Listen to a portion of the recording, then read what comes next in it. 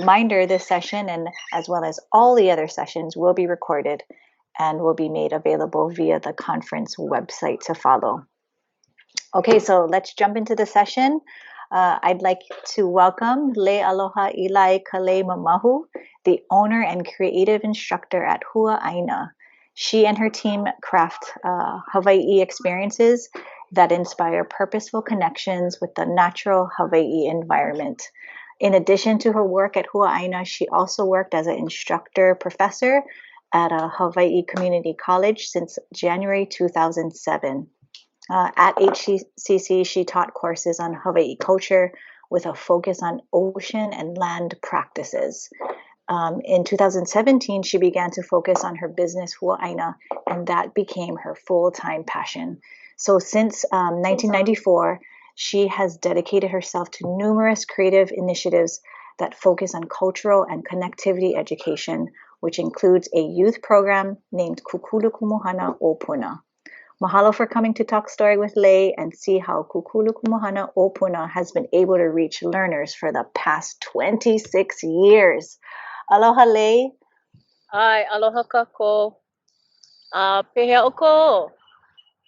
Mai kaino ako. Hi, mahalo. I'm seeing that myself, but I'm seeing. Can you folks all see me? Can you see me, Erin? Yes, we can see you. Okay, Maikai, I'm just gonna put myself right in the middle of this here. As all things, I feel very comfortable starting. If there's a problem with the sound, just let me know. E kane hoalani, e kane hoalani, aloha kau, kau kauku ho kaile hello, aloha kamakuku kapak vaine, he vaine lohi au nanai kamakani. He makani lohi au haupu mai o loko e kane hoalani Aloha kako.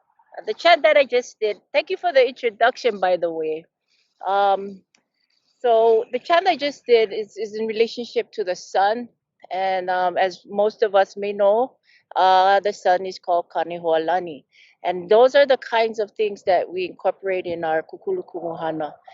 The abilities to reestablish or formulate relationships with our natural environment by particular activities that we do. My name is Leialoha Eli. I have been a teacher for the last 37 years, which is a drop in the bucket for some. My passion is taking what our cultural, our foundations are, and bridging for a community of learners, whether they be in a DOE system or whether they be in private places. That's what I do. For a few years, I've taught in immersion schools on Hawaii Island. I've taught in different places on Hawaii Island, as well as bridged from Pumukahi, Hawaii Island, to Mokumanamana. Experiences in different places, and having those experiences inform what I do. Welcome to Mokuhulu. This is our Aina here in Puna, Hawaii. This Aina speaks to generations of ohana that have come before me, and I felt a little bit more comfortable in doing it outside because, truthfully, my office is a little messy. So I wanted to share this time with you, and actually talk about this particular space for a very short time. This place is called Mokuhulu, and it is the place that we run our program at, in terms of in living in for 2 weeks. And we'll go through what we do in Kūkulu, what we have done for 27 years, what seems to have worked for us, and share that a little bit about what we do. So I'm gonna share my desktop here. So Kūkulu Kumuhana o Puna. Pupa'ama kumukahi, inua kawaiya kane a. Kawaiya ka niu, kawaiya ka awa, kawaiya ka ua. Eia no mapuna e. So this particular chant was written about 20 years ago by some of our keiki, and it was the result or the creative process of their experience at Kumukahi. And Kumukahi, as we all know, is the rising of the sun, the place that the sun puka out from.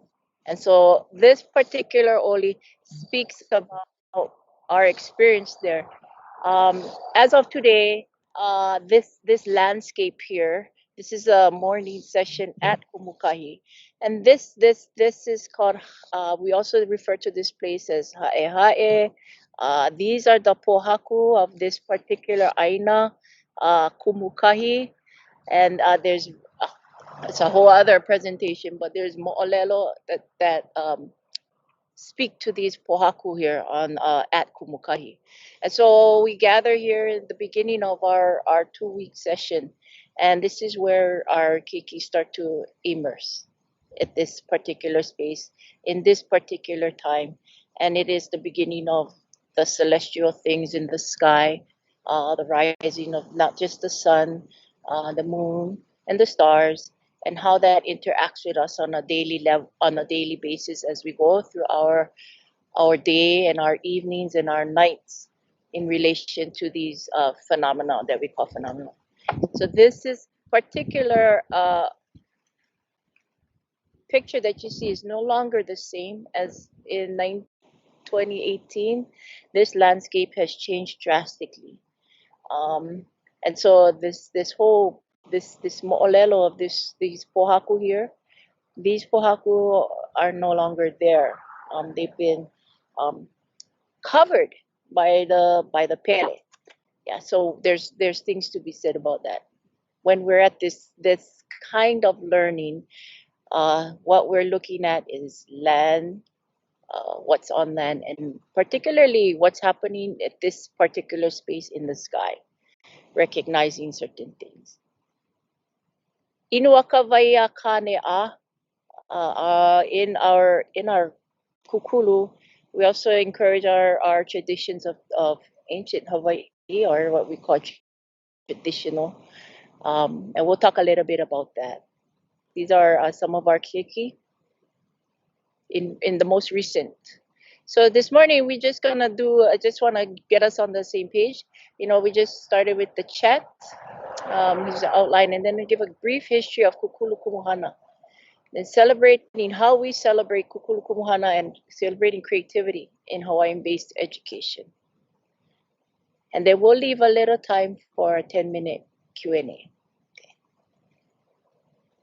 So mahalo for being here. As I said, Kūkulu Kumuhana is a project or a movement actually that happened in the 90s, in the early 90s. And so some of these things that you'll see, keep in mind that in the early 90s, if we can place ourselves back in there, if we're too young, then you can just ho'olohe mai. During that time, this type of education in the communities were not as numerous as we have now. It is the efforts of many that it has it's reinserted into our communities. Organically, these types of models are already inserted in communities. We just had to learn how to bring them out to the present time. This is some of our students who've gone on and done some remarkable things. This young man went on to do a Pacific-wide sail aboard different canoes in the South Pacific. He started off with Kukulu, and he learned his navigational and his captain's skill set in our program. And that's a different layer. We have different layers associated. So this particular chant was created, and if you look at the chant, it's very simple, and it was created by young people who were experiencing an awa ceremony for the very first time at Kumukahi. And in the first line, it actually speaks to how they feel like they stand kupa'a, and they kupa'a, they're firm on the a'a. I guess that's a play on their words. The a'a, which is a type of lava that we sit on here at Kumukahi.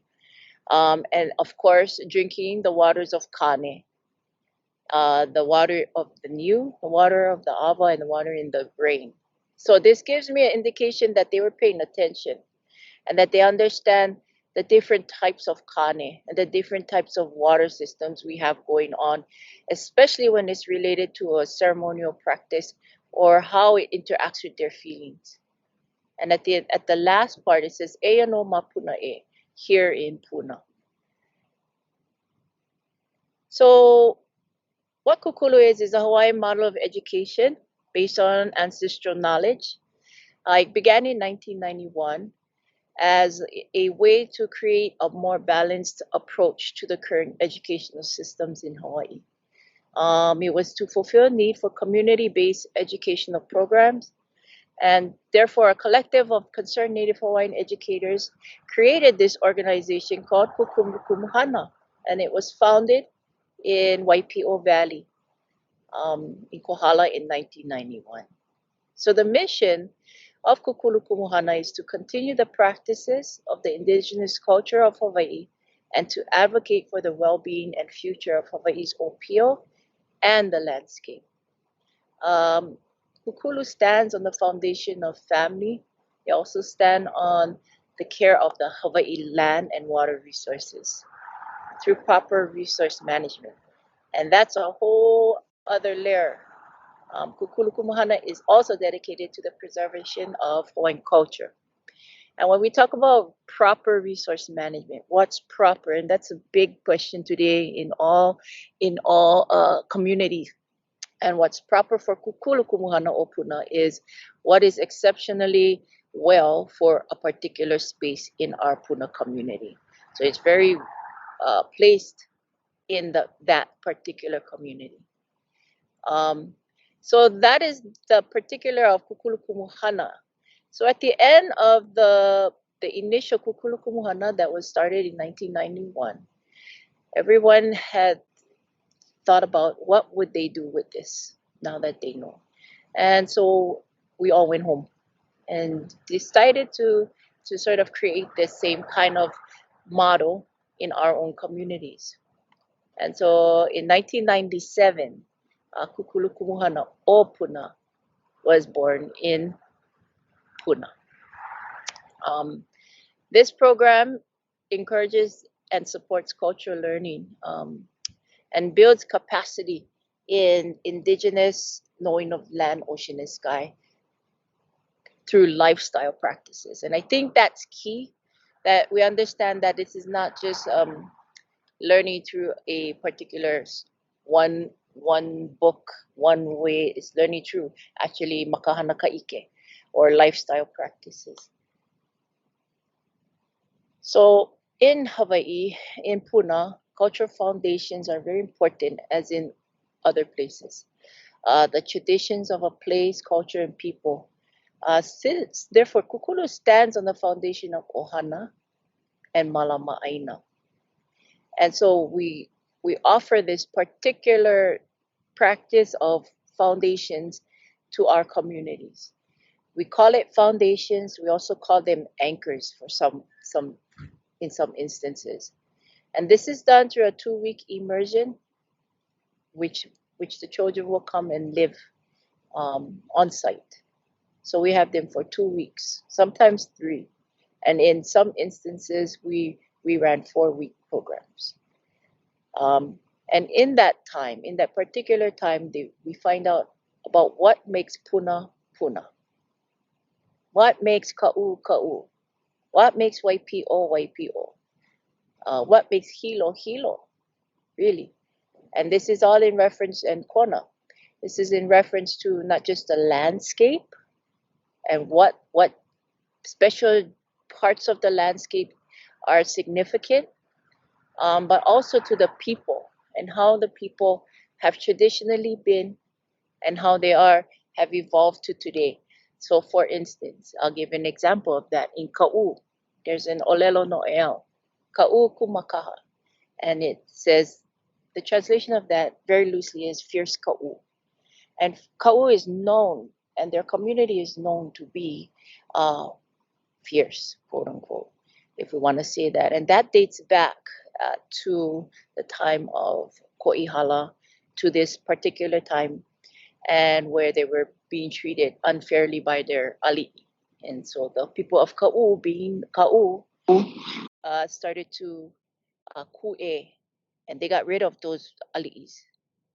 And so that particular style or ano of the people of that place, is it a bad thing? Is it not? It's what it is. However, there's a perspective on both ends to look through. And so we look at that. We look at our historical past. We look at what were our kupuna like in our place, and how has that contributed or not? How do we move that in the now? And so we visit places, we understand, and we have relations, we form relationships with our places. And so a lot of that has to do also with, so when I talk about foundations of a people or a place, that's probably the best way I can put it out to you. We also look at their mo'oku'auhau, and they learn about the space that they're at through their genealogy. Kūkulu Kumuhana focuses on Puna, and so we try to look at where they are in terms of the Puna mo'oku'auhau, if there are some, if they've came to Puna from elsewhere, and then we track. And that gives them a real good sense of their own anchors. But culture anchors in a place is very important. And these anchors are what we at Kūkulu Kumuhana cultivate. We cultivate some very foundations for our keiki. And this is built on a place, and this is built on historic, and this is built on chant, this is built on family interactions over time, looking at places of great value for lifestyle practices. In Puna, a lot of it in this particular space, in Kaimu, Kalapana, Mokuhulu, Keahialaka, these are all places on our coast, and they have very significant functions, and most of them are ocean functions. Most of them have to do with particulars in fishing, and then you just dig into that. You get down to the nitty-bitty of, for instance, in Puna, we have a practice called amanamana, kaula'au. And kaula'au is specific to a particular place.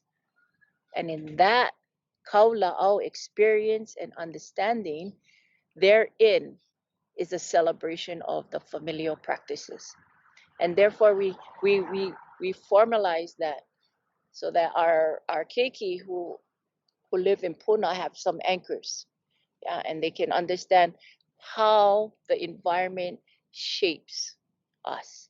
In Waipi'o, the familial practices has to do with taro, water, lo'i, streams, rivers, water sources of that nature, and we go into that. We unpack that together, unpack it in a way that is related to practice. So these anchors are in place for them, and over the process of the immersion, they start to understand some of these anchors. Can the anchors move? Well, anchors are put there for a reason, but we can totally untie our canoe and move our canoe to a particular space, a new space, leaving our anchors there to become part of our foundation. And so anchors, sometimes they move, depends, but more than that, we like to move ourselves and then come back to the anchor. In those instances, there is room for that in the now, and so which really talks about celebration of Kuleana. When we understand in Kūkulu Kumuhana, these particular anchors, we celebrate and we don't push, because celebration seems like a lot easier for people to take in and children to understand. And Kuleana comes with privilege, but it also means responsibility. And so it is embedded in our Kūkulu community that there is communities within communities within communities. And one of the very basic of those communities are our families or our ohana. How does that function out? Well, now we have functions of kane and wahine. We have functions of keiki, in their separate, unique parts. And so this feeds our program. It's not entirely separated, but we celebrate a kuleana to ourselves in terms of what is it to be wahine Hawaii? What is it to be kane Hawaii? What is it to be ohana Hawaii? And understand those types of anchors. Now we're moving out from a formed anchor foundation into our communities. And in our communities, we understand that through our people. Who are the leaders in our community that can lead our kane and our wahine? Who are the ohanas? And give that opportunity to our families and our communities in Puna. So we actually provide cultural anchors, foundations embedded in a place and people. And therein, this is the great part, you guys. Therein, we start to see how having these anchors can allow us to be a little bit more founded so we can be creative.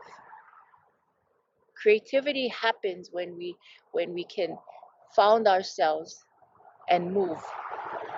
So how does this happen? From our Kūkulu Kumuhana experience is through ancestral memories.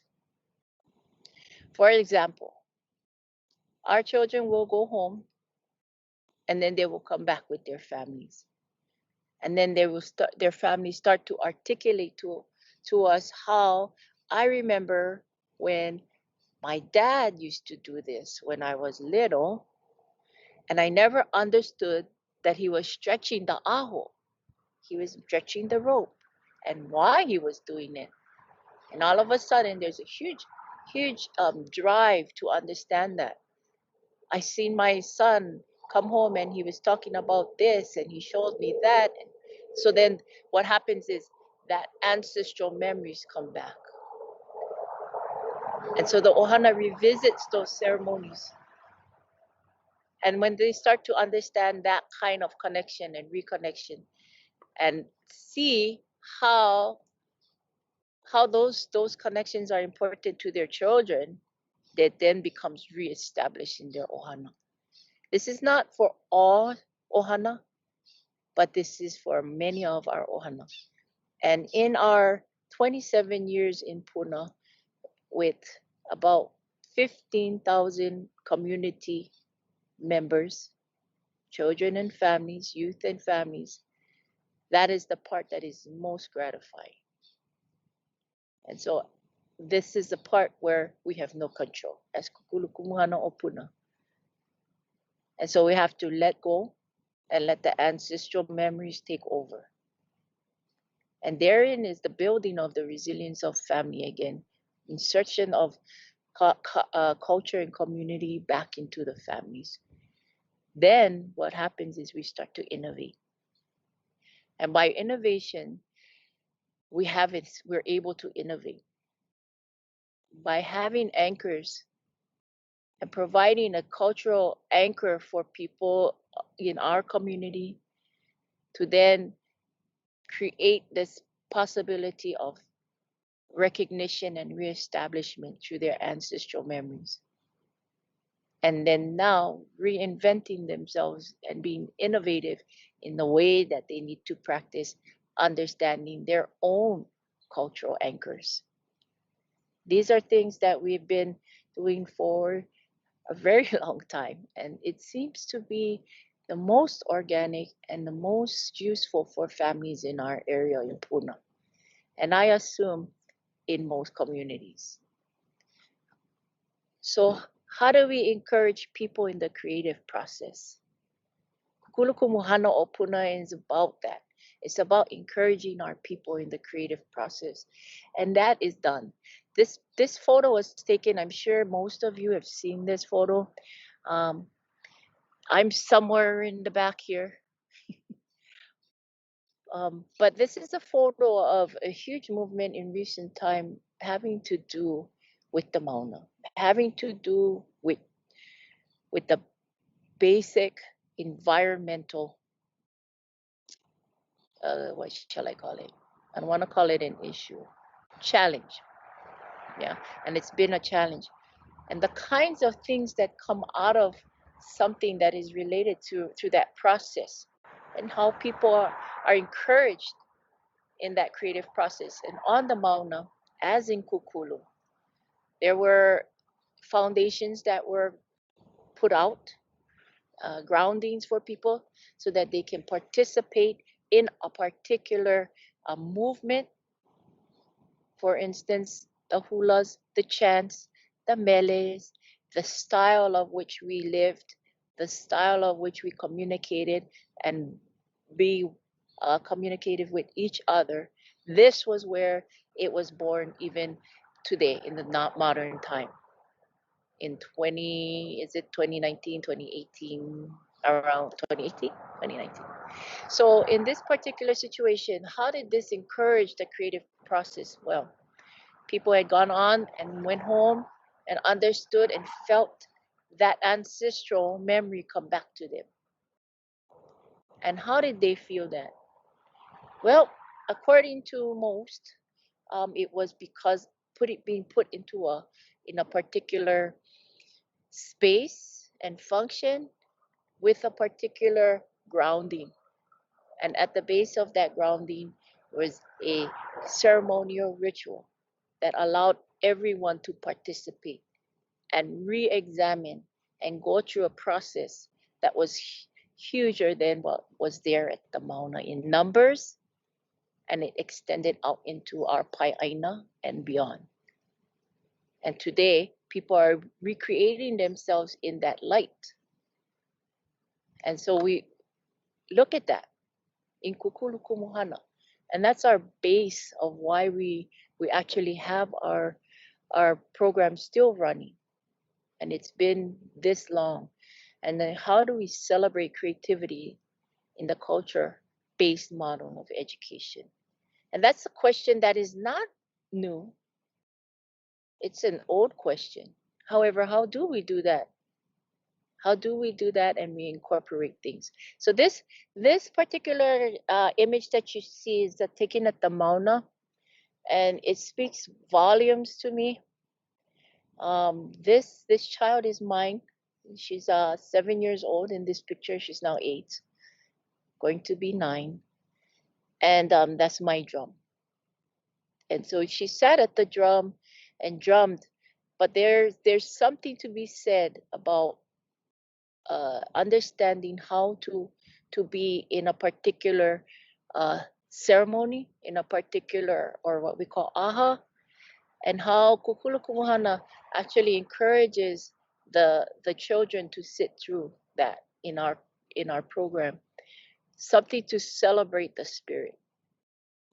And so this looks like she's asleep, but she's awake, and her head is to the drum. And in this is what my image of ancestral memories are like for me. They come in a waking moment. They come in a moment when you're around people and something occurs. They come in your dream state. And so all of those kinds of things we celebrate. We celebrate that she can sit and be in a moment and have drummers around her and be there physically and then dream, because it's in that state that we begin to really access our own creativity. So there's a saying, there's a line that comes from a chant, mai kapo mai ka oia i'o. And mai kapo mai ka oia i'o, actually very simply put, from night or darkness comes the truth or authenticity. And this is taken a line taken from the Kanainai for laka, laka for being hula. So in our needing to understand where this is, it is in the dream state. It's in the ancestral memories that we have. And so in Kūkulu Kumuhana o Puna, we encourage that. And we do that every day, whether we're working in a lo'i, we allow that actual time of darkness or night to interact with us. And that creates innovation. And so in our particulars for our program Kūkulu Kumuhana, some of the questions that we ask ourselves: innovation, inspiration, where does it come from? In a Hawaiian-based, this Hawaiian-based model, it comes from the ancestors. So what does that mean? Is there such a thing as inspiration? I'd like to think so. It inspires us to change what we need to do and move in a way that is conducive to us at the present time. So for an example, in an Ava ceremony, how do we incorporate ceremony in today's time and we're not able to accumulate all of the lako? Lako is all of our supplies that we need because our environment is just not providing. And so first thing is we understand there's a need for a balance. There's need for us to plant. There's a need for us to plant accordingly. What does that mean? Yeah. And so we go back to our communities, we go back to our space, we plant with our farming families, we plant with our fishing families, we plant the things that is needed. So that's how we even out the field. We understand that. We understand that our practices are evolving. They're evolving because we're evolving. Our land is different. And so we have to move with that. That is innovation. And so when we move with that, we understand that, okay, that's the first thing we need to do. We need to know how to plant this particular thing so that we can ensure that a few generations from now, they'll be able to use the process and tradition of that particular plant. And then we take that and we move it. So meanwhile, we use what we can. We go get the kanoa, we carve our own kanoa, we go get the apu, we make our own apu, we planted our ava. Ava wasn't planted in the whole field as it is now. So we're coming along. And as we grow and as we're inspired, the innovation happens. How we plant the ava, where we plant the ava, what kind of process it goes through. Yeah, it's all innovative because it's different from before. And so that particular part in a practice becomes the creativity. It starts to spark that. And so when we have our ceremony, we have all of the things we need. And maybe we don't have the kanana or the strainer yet. So we have to create. Cheesecloth, perhaps? Yeah. Some people may beg to differ. However, in our particular place, there's not that particular plant in full bloom at this time. And so we have to make do. We have to innovate. We have to create. Maybe we create another plant, mamaki. Yeah. And we start to look at that. And really inserting that part of innovation back into our practices. Does it make, and this is the kinds of things that have come up over the years, does it make it less of a Hawaii practice? No, it doesn't. The idea is that we're practicing and we're doing the best in the things that we do with the integrity of our kupuna in our place. And so in Kūkulu Kumuhana, we practice innovation, but we also practice how to reinsert foundations and anchors that have been gone away from for a very long time, such as the planting of ava. And so how does that inspire us to innovate?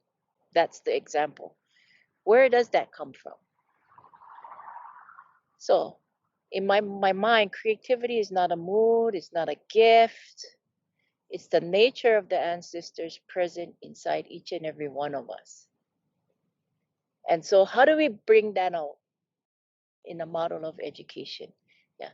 This particular project here was born about 10 years ago with students in my Lawai'a class, and some of them went on to learn more. And the basis of Lawai'a class in this particular practice was to reinsert creative measures for aho. And how do we gather it? How do we instill its growth? What do we do with it? How do we move it in the economy? How does that all happen?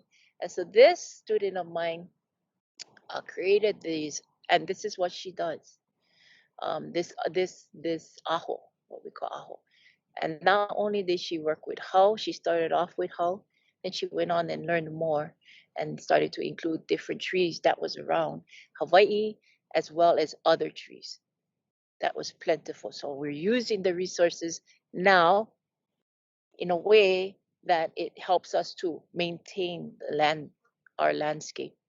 And so this particular aho is what I call mayao. And actually, this is very, very, the process is tedious.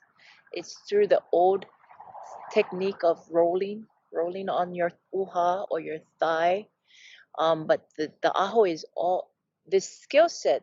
If you look at how the aho is, it's actually very even all the way down to the end. And you can actually use this aho. So the next step after getting that skill set was, well, how do I then, what's the next step for this? How does dyeing interact with this aho?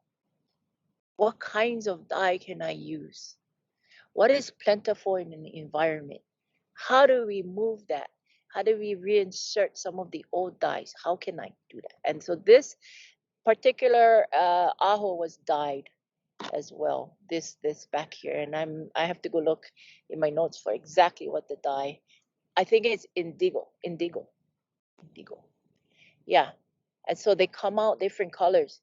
And so then the next thing is, how does that speak to the strength? How much pounds can this hold? Yeah, and it just goes on and on and on and on, and it just expands. And it can expand because there's always an anchor and foundation for it. And so this particular practice of aho came back to Hawaii, came back in many practices with many people. This particular one person has grown it to move around in the economy now. She's able to sell her aho. Is that a good thing? In Kūkulu Kumuhana, it is, if the process is as such. So this model that we have here is really speaking to a foundation, and how do we move from that foundation, whatever that foundation is, into other parts of life. And how does that speak to the wellness of the Hawaii environment? That's really Kukulu in a nutshell. And how then does that speak to our wellness as Kanaka living today in a modern time? So as a conference on education, how do we move this kind of process into our classrooms? Yeah. And so makahana ka'ike is big part of it. And by doing, we will all learn. So these are ways that creativity starts for us in Kūkulu Kumuhana. They start in our children, whether they're awake and being sassy, or whether they're up, asleep, in the back of a canoe, rocking to the waves. That will inform any child on huger than we think. We also look at the kinds of environments. In the Puna environment, this is very synonymous with Puna. And so I'm going to emphasize that this is Kūkulu Kumuhana o Puna. And so we take all of these things that is so synonymous with our environment, with our families. We have traditions of hala that is lauhala that is rich, stories that are rich of the pele, of the magma, of the flows, of what kind of landscapes look like after a flow, before a flow, during a flow. We have so much to produce from our land that can help us move into a whole new time frame of now and bring our anchors to us. Bring those anchors and then move those anchors and let us untie ourselves from the anchor and move around in the now. Always knowing that we can always go back to that anchor if we need to. And most of the time, it's a very good thing for us to reiterate those anchors for our children in our community. And in our Puna community, that's a very good and it's been a very positive movement to provide anchors like that. Yeah, and let them be with that anchor for a little while. And in the process, they then begin to understand their own anchors. So we go into the waters, we talk about waters, and in Puna, if you've ever visited Puna, I live near the coast. Vai and kai are huge, and we talk about those kinds of things, and more so how it connects to our practices. We also encourage the arts in many different forms, and one of them is hula.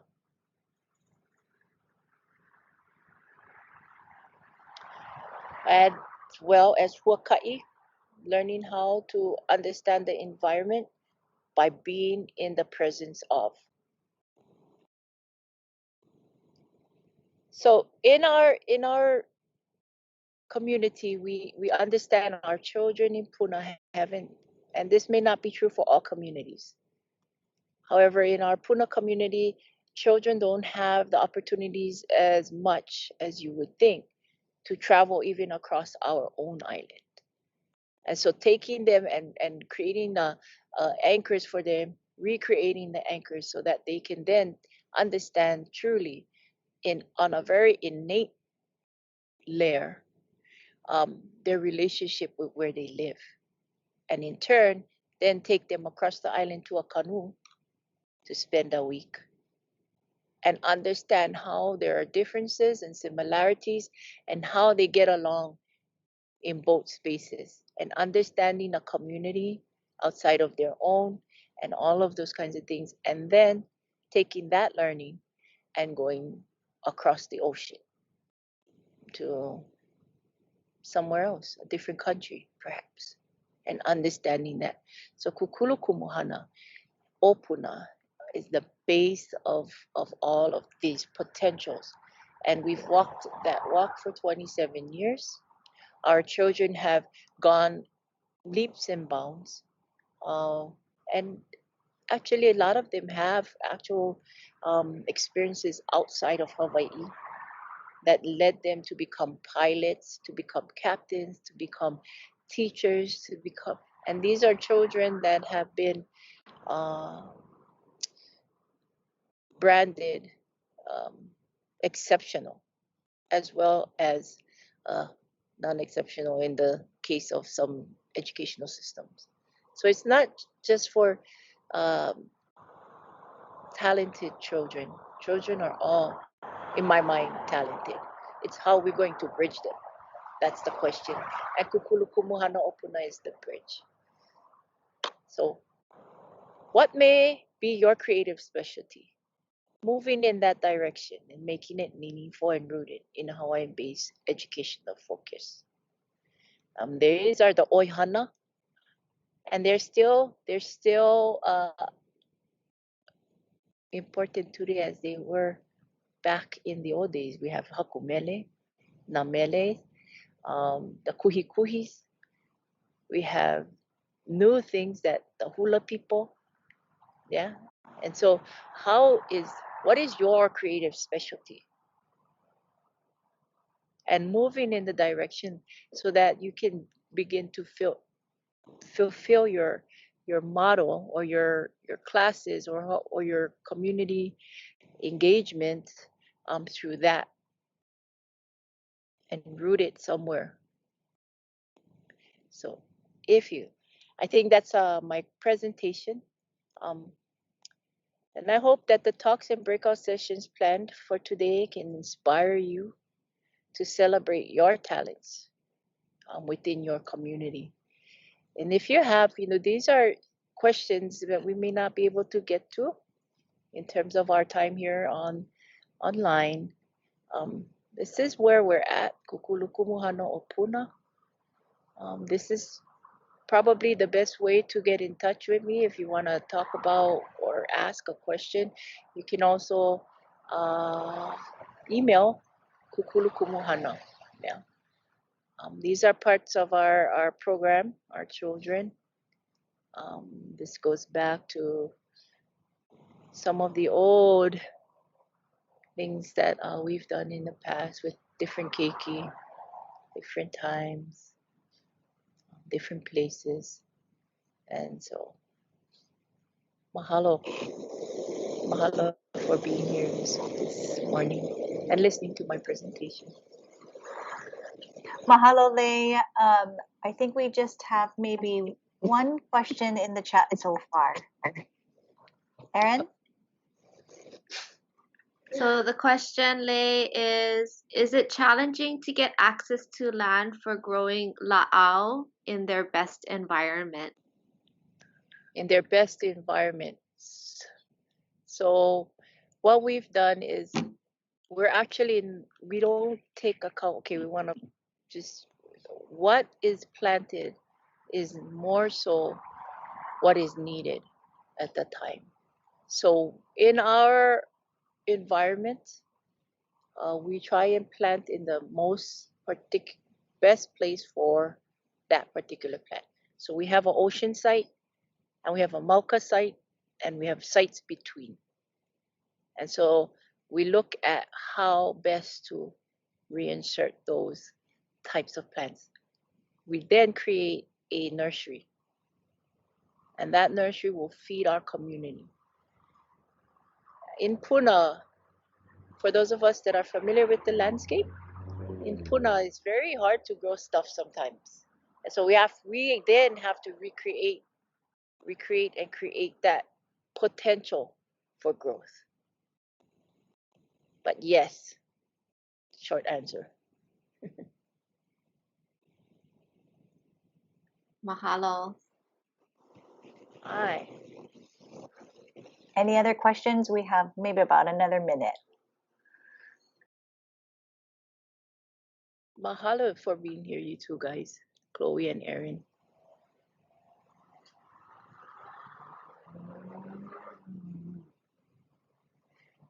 So if you got to listen to the keynote this morning, part of the movement during the beginning of Kūkulu Kumuhana in Waipi'o was also included Ku Kahakalau, Kekuhi, Kanahele, Kananiatan, Anakon, and several others. Who was our Ka'u? And we had someone from Ka'u. Hanoa Ohana. And most of these people have gone on and done other things in the community.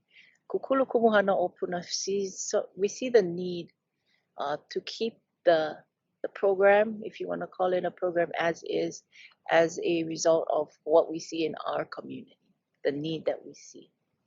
And the need is that we help to provide a particular kahua foundation for our ohanas so that they then can turn around and start to create and innovate and recreate their anchors in the now.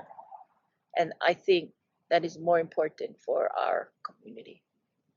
So every community is different. But for us in Kūkulu Kumuhana o Puna, we decided to be the original Kukulu and stay as we've always been. That seems to have been great for all of us. So, mahalo. Yeah, mahalo, Lei. I mean, exactly what you said at the ending. Just mahalo for sharing this like heart and lifetime work of this retethering of foundation to then innovate with a preservation of those cultural anchors that you highlighted, and seeing that it's such a transferable practice to communities across Pai'aina. So mahalo for just your leadership and aloha that will be legacy for generations to come. Mahalo nui. Everybody, friends, let's just mahalo Lei for this wonderful aloha that she has for us and everyone involved. Yeah, we just want to mahalo you again for hanging out. And you'll find the links for the upcoming sessions in the chat. Just wishing you the best for the rest of the day. Mahalo. Mahalo. And by all means, if you have questions, just email. Ai. He la mai ka ia o ko aloha.